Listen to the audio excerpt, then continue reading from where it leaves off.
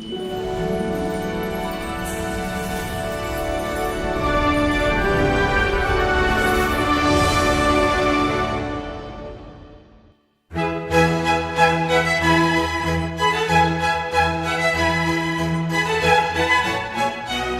good morning everyone, and welcome to this week's farming programme. A week here in the month of May when things are growing apace. You've only got to drive through the countryside to see how the trees are coming out, how the blossom is coming out, how the fields have greened up with this recent rain. Although I have to say, and farmers are never satisfied, we really could do with a dry spell now and a bit of warm weather just to make things really grow in this month when growth is really critical. The month of May is the month that really determines what harvests will be, what silage yields and hay yields will be, how grass grows and how cows peak in their milking cycle. And all in all, it's a very critical month, really. But so far, it's going very well. The cows now have been turned out onto good grass, which has kept growing through this season. I think our cows peaked earlier this year than usual, peaking somewhere in the last days of April, which was a very, very good month. And that now is beginning to decline a little as we're getting a little bit tighter for grass as they get round time and again round their grazing fields. In the island, you'll have noticed already, if you're driving round, that several fields have been cleared now as first cut silage is taken.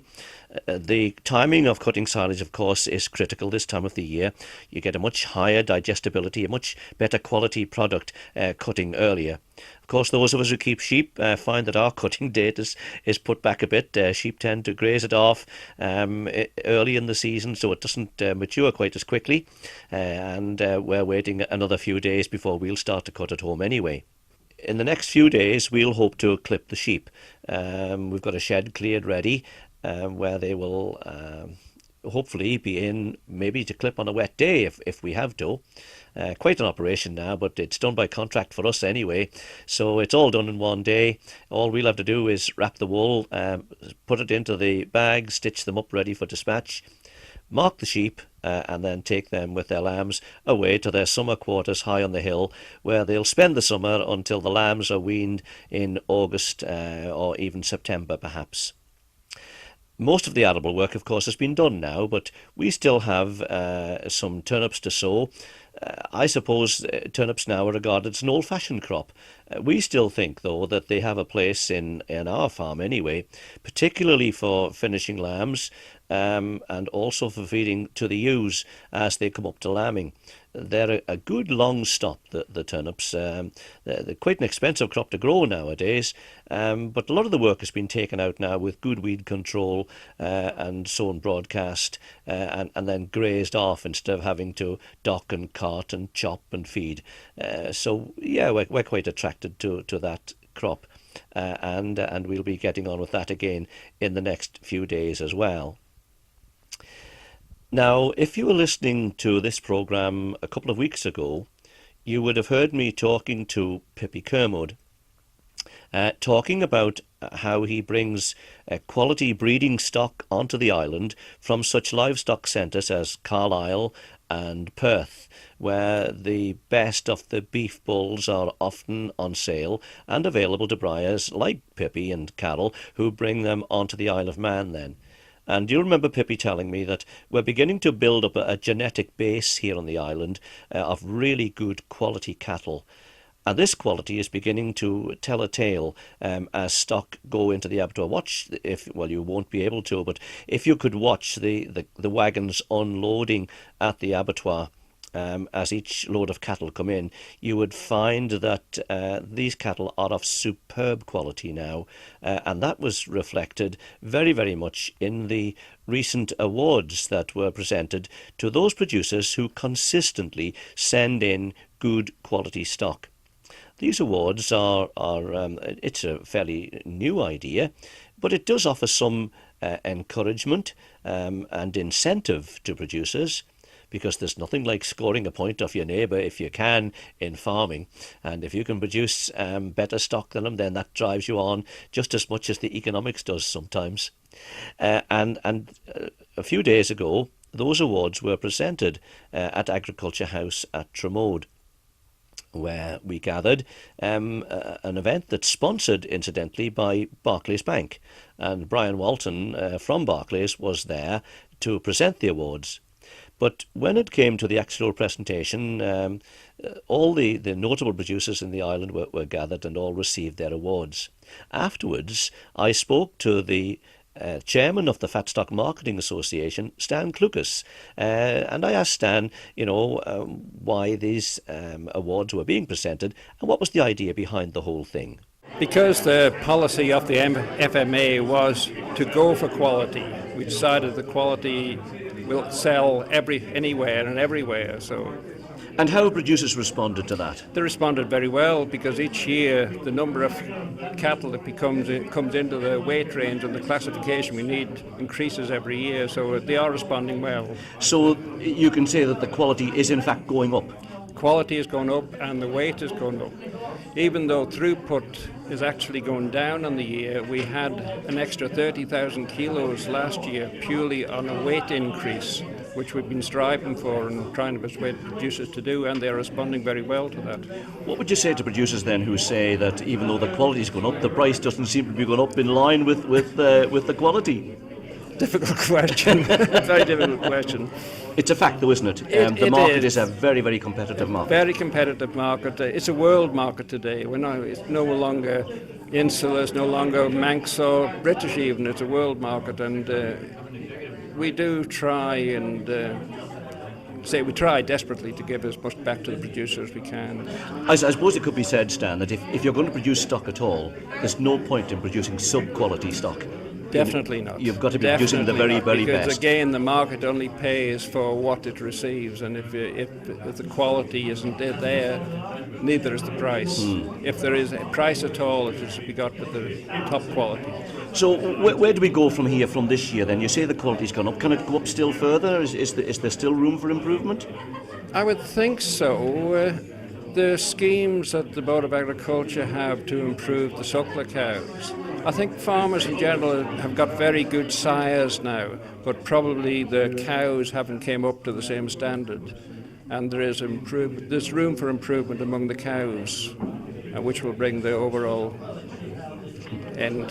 So what about the beef? Now the sheep rather. The sheep seem to have moved ahead a bit quicker than the beef. Is that a fair comment? It is, yes, they have moved ahead quicker because probably, it's a job to explain, but because the sheep and the sires are of equal importance, equal standard coming up through.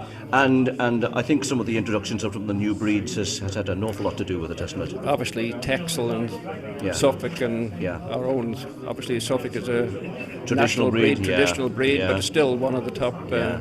But I think that the high percentage now of the R3L and above, which is the classification that we all aim for, we're getting good numbers into that now, aren't we? Yes. You see by the winners here today, I mean their percentages are 86%, and 86% of your total flock of over 500 lambs coming in is a quite good achievement. Really is good. And the grading, Stan, now I can remember in years past terrible controversy about grading, but that seems to have settled down, and I think there's been movement on both sides, hasn't there? There's been movement on the producer's side. He's learned how to grade his stock, and the grading itself has become more regular. Is that? I would entirely agree with you. The grading has become more regular, and as you said, 8 to 9 years ago, all the arguments in farming was about grading, but it has settled. We have good graders now. They're supervised by DEFRA, is it, from Cross, and it's working very well. Very successful grading at the moment. And some remarkable results from the pork section. One man with 100%, Derek Bell. Derek Bell had 100% of his pigs were in the TQ classification. That really is a remarkable amazing achievement, isn't it? So Manx stock is all right. Manx stock is excellent. Stan, thank you very much for that. The event has been sponsored for a number of years now by Barclays Bank, and their representative at this event, at the presentation of the awards, Brian Walton. Brian, a neighbour of mine, Brian. Yes, indeed. And my bank manager. Brian, you're associated with this. Is this something the bank wants to be associated with? Quality production? Oh, absolutely, John. I think it's very evident in all walks of life now that quality is the way forward, and certainly this is no exception. And this is the 5th year now that the awards are taking place, and the 5th year that we've been involved with them. And we're obviously very keen to continue the relationship. And just before the presentation, I've actually committed to next year as well. And we want to continue with this very worthwhile scheme. So in spite of all the trials and tribulations of agriculture, the bank is sticking with the industry? Absolutely. The Barclays is 100% behind the farming industry in the Isle of Man. We will continue to do all we can to support everybody in it. Well, I think those of us who have used the facility, and I think of all banks really, but and our experience has been with Barclays, we've always found that the bank to be understanding and helpful in times, because farming is seasonal, the markets fluctuate wildly at the present time. Absolutely, yes. And we need somebody just to stay with us. Yes. As I say, John, we are fully committed, and we will continue to do all we can to support everybody. Well, with that sort of assurance, I think that should inspire a little bit of confidence into the industry to go forward, knowing that the support and the cooperation that we need from our business partners is there. Absolutely. Brian, thank you very much for that. Long may it continue. Andrew MacLeod, Ballymannock Farms, and also chairman, I think, of the Livestock Committee of the NFU, yes. and winner of this trophy for the 4th year, Andrew? Yes, 4th time, yeah. That's pretty consistent. Well, fairly, yes. The year I didn't win it, Norman West won it, and when Norman since went out the cows, I bought the cows. So. Oh, right. So you've carried on the tradition. Yeah, we've carried on the tradition. Tell us a little bit about them then. The breeding behind the. We've really got a mixed bag of cows. They're very much beef orientated, though. Mainly Simmental crosses, and the more time goes on, the more Simmental crosses we've got. We're running probably 2/3 Simmental bulls and Limousin bulls and the rest. Having said that, I've just bought a Belgian blue, so I don't know if that's the right way to go or not, but we'll see. You've did you buy your bulls locally, or did you have to go away and import them? I've imported them. Right. I've imported them, yes. Yeah. But bulls are becoming available on the island, as we heard in last week's programme. Absolutely, yes, yeah. Yes. And a lot of good quality bulls on the island as well, for sure. But I think when you want choice, you've got to go away and that gives you the choice then, and you can choose the different traits you want to go for, basically. Now that award was handed over this afternoon, Andrew, in about 30 seconds, handshake included. But in fact, it represents a year's work, doesn't it? Oh, absolutely. And more than a year's work. Oh, more than a year's work. Yeah. The bull I bought last year, we're not going to see the benefits of that, if it is benefits, of course, for at least 3 years, basically. By the time the gestation of the cow, the growing of the calf, and then the fattening of the calf. Yes. So we're talking 3 years down the line. So. And having bred and fed the animal, then you have to draw them for market at the right fat level. That's right. At the right time for the market. Absolutely. It's a very, very complex and involved exercise. I suppose you know what you're looking for, and after you get the first batch away, you have a better idea what's what. and remarkably, next year's progeny will all be in place now. Well, they were in the field when I left home tonight. I only put them out last week, and they're still running about in the fields. Yes.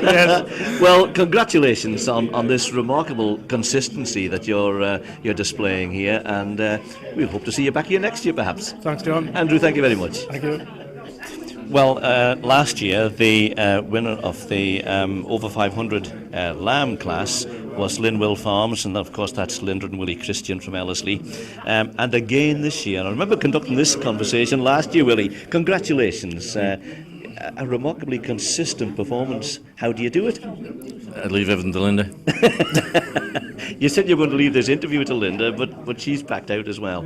But it is a remarkable achievement to keep winning this, Willie. It's a good flock based on what sort of breeding? We started to go all Texel, and then we lost the feet and the legs on them, so we put North Country Cheviots on them. Then we went into Beltex, and finally use a terminal sire of Texel back on them. So there's a good Texel influence there still.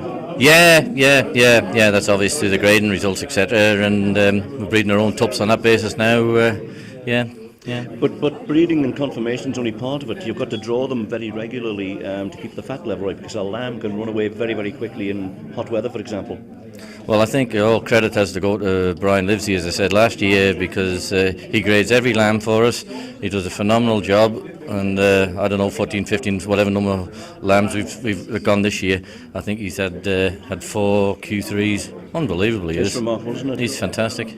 He really is. Do you think it takes that amount of experience, Willie, to draw lambs accurately? Well, my view is he's there, he provides a service, and he's got the fantastic skill because he sees them both live and dead. So therefore, his judgment way outperforms an individual farmer's, I believe.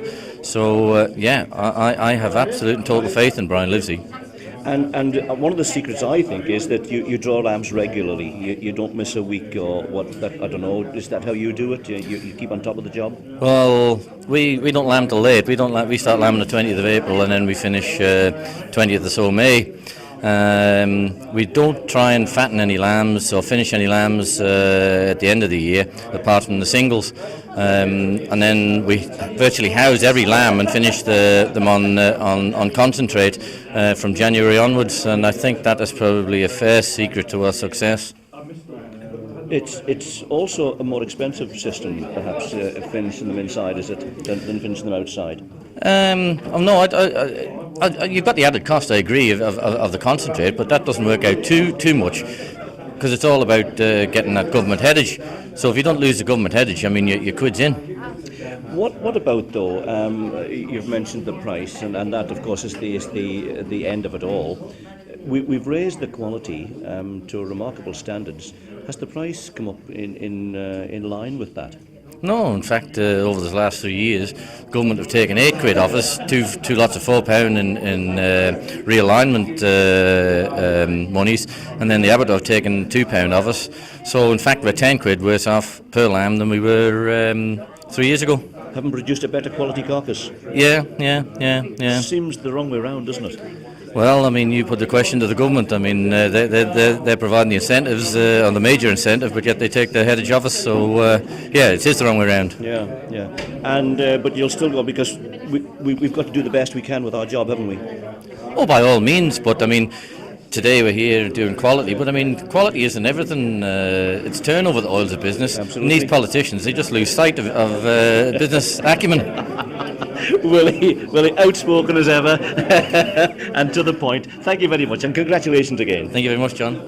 Dave Newton, back from the dead, almost, Dave, to receive this award here today, and by that I mean after the foot and mouth fiasco, you've bounced back again. Congratulations, not only on receiving the award, but also on the resilience to just dig in again, pick yourself up, and get going and achieve this remarkable standard. Well done. Thank you very much, John. Thank you. So how did you do it? How do you breed pigs like this and draw them off to keep this consistency? I have a lot of help from the Isle of Man Bank, and I have a lot of help from my family, and there's been very little help from anybody else. Right. The family stood behind us. We've all stuck through it together, and the Isle of Man Bank were there when I needed them, and they've lent me an awful lot of money to get back in. Right. Money that the government said at one time they were going to compensate us for when they started us out, and they never have done. Right.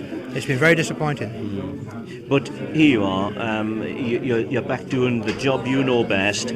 It's a highly specialised job, drawing pork pigs now. Very much so now, yes. Is that in the breeding, or is that in the feeding, or in the marketing? Where's the emphasis really? It is all, a lot of things coming together. The breeding has been perfected by specialists. The feeding is the same. The management that we provide is just basically making sure that things go along as they should do. The carcass quality at the end of the day, I mean, the percentages that we were sort of we were there at 95% TQs. Mr. Bell, who got the other cup for pigs, was 100% TQs. You don't get any better than that. No. You don't get any better than that. And as I've been saying to other producers, it does seem at the moment as if quality is going up and price is coming down. Absolutely. We're in a very competitive business. The days have gone, really, when you could throw anything at the abattoir and say to them, market it for us. Now, you have got to be there with the quality stuff. The whole market now depends on you being able to produce what the customer wants. And if you can't produce what the customer wants, you're in the wrong job. What about the future, David? Future, I don't know. I'm very concerned about all the Eastern European countries that are going to be coming into the EU. I think they're going to have an awful lot of food to sell that's very cheaply produced that the UK producer and the Manx producer couldn't possibly compete with. And it's going to be a very troubling time, I think, in a few years' time. But somebody like yourself, who has come through what you've come through in the last 3 or 4 years, I'm sure you'll be in there and in with the best. We'll only be there as long as the Isle of Man government wants us to be there. And I think that applies to most sectors of Manx agriculture at the moment. I'm sure that's right. You know, it does. David Newton, thank you very much indeed for your Thank time. you, John. Thank you. Bob Martin, manager of the meat plant here. Bob, the throughput through the abattoir, does it reflect what we've been celebrating here this afternoon? Oh yes, it does. I mean, for a few years now we strove to achieve the quality that we see today. It's been built up over a few years now, and very, very proud of the job the Manx farmers have done. Now here this afternoon we've got the select few who have won these awards. But is that reflected down the line? If you saw the figures, John, you'd realise that all these people are the second person is very close to them. It is a very tight well, do you call it a race, or competition? But it is very close. There's a lot of farms now have really took up the challenge of going for the quality on the island, and there's no doubt about it. Manx meat is very, very good. It's much improved from 8-10 years ago. So we've made progress. I think so. Yes, definitely. Sizes have improved. Confirmation. Definitely, the Manx farmer has responded to the prices. Now, there's more than one factor to producing meat on the table. A lady said to me once when I talked about the quality of Manx meat, she said, but it doesn't eat and taste as it might do. What's your comment on that, Bob? Because after it leaves the farmer, it's got a long way to go before it appears on the plate, hasn't it? And yes. There are many influences. Yes. Well, when I can only say when I first came here, it was more just killing. It was a slaughterhouse, and meat went out to individual butchers, and then really it's in the hands of the butcher then, the maturing and everything else. But now we do a maturing program for anybody really. The butchers can take advantage of it. The retail butchers can take advantage of it, as do the supermarkets. Is it expensive, Bob? Well, it's just the cash flow. Obviously, if we're maturing meat at the slaughterhouse for 2 weeks before it goes out to the shops and the supermarkets, you have that build up, which is a lot of money. It needs obviously it needs standing, but it is done now, and I don't remember the last time we heard of any complaints over toughness or anything like that. So it is good, but that is now it's more a meat plant than it is just a slaughterhouse. And one of the things that I think as a farmer I'm particularly proud of is the standard we've reached with Manx lamb. That's good. Well, all three of you see today. Yeah. Manx pork, 100%. One producer has got there in the top grade, 100%. Tremendous, isn't it? Oh, it really is. That was Derek Bell from Bollicrink in St John's, that's the man, in my own area. Yeah, lovely. But lamb, Manx lamb is. Well, they see the man behind him is 95. 96%. So you can see how close it is. Yeah. So we're really paying attention to detail now. Oh yes, definitely. And getting it together. Yes. Does this make the job of selling it a bit easier, Bob? Certainly does. It gives you the confidence to go at the market, and you're not at the bottom of the pile when it comes to pricing. I do strive to obtain the better price and sell on quality, because in the meat trade, the worst thing you could ever do is sell on price alone. You must sell on quality. Where do we stand in the market then? Where does Manx produce stand when you take it? We do export a lot of our produce. Yes, we do, yes. Where do we stand in that market? Well, a lot higher than what you used to do. It's now highly regarded. Just to give you a simple, we were going to one supplier and he had 7 suppliers. He's cut 2 out, but that wasn't us. We're in. Right. So that says everything, doesn't it? Right. We are up there. The quality is good. But it's a combination of a few things, John. We're blessed with marvellous fridges here. The trailers that we export on are the best. They've got good fridges on them, and when our produce arrives across, the meat is it's in perfect order. And it's a combination. It's good meat, well handled, delivered on time. It's a combination of things that make you a good wholesaler. Right. After today's presentations, Bob, what's your message to the Manx producer, to the Manx farmer? Well, it's to continue along the road that we're doing. Quality will tell, and people are coming back for it, and it's well received, highly regarded meat. Some people have said in earlier interviews I've done with producers here, even this afternoon, that even though quality is going up, price is not going up at the same rate. Well, you could always say, if the quality hadn't been achieved, the prices wouldn't have been achieved that we have today. So I know that's true, but it's best to look up and forward than let your head go down a little bit. What have you got any words of encouragement? I don't know why they would say that, John, because lamb is making as much today as it's ever made. So I don't really take too much notice of whoever said that. Right, but that's nevertheless. It's a general feeling. Lamb. One producer did say, that sort of lamb, and maybe not the abattoir's responsibility, but lamb has actually dropped a bit in price. They took a bit of a hiccup there a couple of years ago. Well, they did, yes, but I think the market price for lamb is done very well this year. I've never had to make as much money selling lambs as I have done this last 12 months. So, what about the future then? Is the price? Is it going to stabilise? Is it going to? Are you hopeful that it might rise a little bit? Well, lamb has done very well over since September. But we spread our markets, I think, very well. We're not dependent on one particular market. We go into France, we go into the UK, we have the island sales, and we like to do it that way. We spread it, and it has paid off, I think. So there's a word for the producer, the farmer out there doing the work. What about the consumer, the housewife that's going to buy, or we hope will buy our produce? Have you got a message for her? Well, she's buying the best that there is available, and long may she do so, and I hope they enjoy it as much as I do, because I'm a good meat eater. Bob Martin, thank you very, very much indeed. You're most welcome.